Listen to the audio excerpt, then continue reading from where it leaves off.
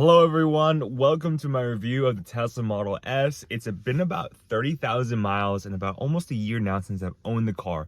And I want to show you guys a review, everything that's happened to the car, what's been like driving the car, my experience so far driving the Model S, especially now that Tesla's lowered the price. So I want to show you guys whether or not I think it's worth it to buy the car and whether or not I would actually buy the car again. So fun fact, I actually bought this car used. It's a 2022 Tesla Model S refresh, long range. Came in all black, but I wrapped it in crimson red, or kind of similar to an ultra red color because I really like the ultra red, but the car was all black. So let me show you guys the interior, the exterior, what has happened since these 30,000 miles, and since this is 1 year of ownership. So hope you guys enjoy. All right, guys. So here's the interior of the car. We're gonna start with the steering wheel first. So first thing I did when I got the car was that I realized I didn't like the yoke. The yoke was really cool. However, the yoke was really hard to drive with because it was a giant square. Whenever you'd basically do a U-turn, whenever you'd have enhanced autopilot or full self-driving, that giant yoke, which is like a square or rectangle, it would just be so hard to maneuver, and it was kind of really hard to turn the wheel. You get used to it, but did not feel natural. So essentially, I actually paid the $700 and then I upgraded to this new wheel.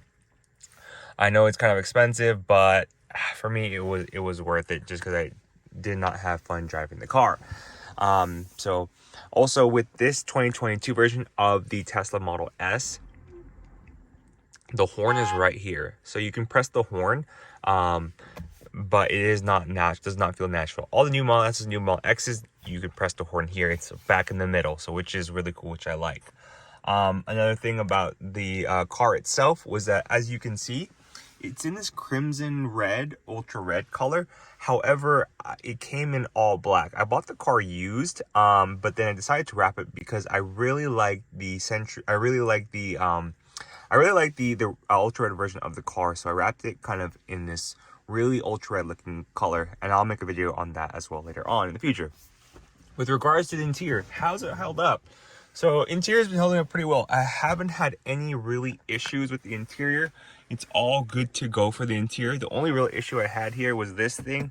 It wasn't closing when I first got it, so Tesla fixed it in like a matter of a few hours, and that was like the only main interior problem. I haven't had many interior problems. A lot of people could complain about the build quality.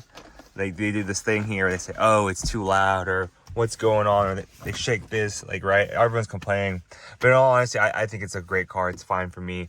I understand like BMWs, Mercedes-Benzes, they have much better interiors, but for me, I really like the Tesla. A lot of times you gotta realize this is more or less a software company than it is a real big car company. So they really heavily focus on the software, which I really enjoy. You can't have everything, so that's been pretty good. Screen has been good for me as well. No issues with the screen. Very great when it comes to like movement, when it comes to the UI, the user interface. So really enjoy the screen. Nothing crazy hasn't broke on me yet or anything, so that's been pretty good. Both screens have been also very, very solid, which I do enjoy. With regards to the back seats have been good. No issues there. The car feels very comfortable.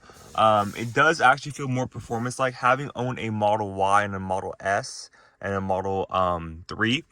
These seats definitely feel less softer than the Model 3 and Model Y seats because they are more like, I feel like, a performance type of seat. You do get the ventilated seat, which is nice. That does come standard now in the new Model 3s for 2024, but in the old Model 3s it doesn't come standard. But for these S's and X's, you do get the nice ventilated seats. So overall, so far so good for the interior of the car. No main issues with regards to that.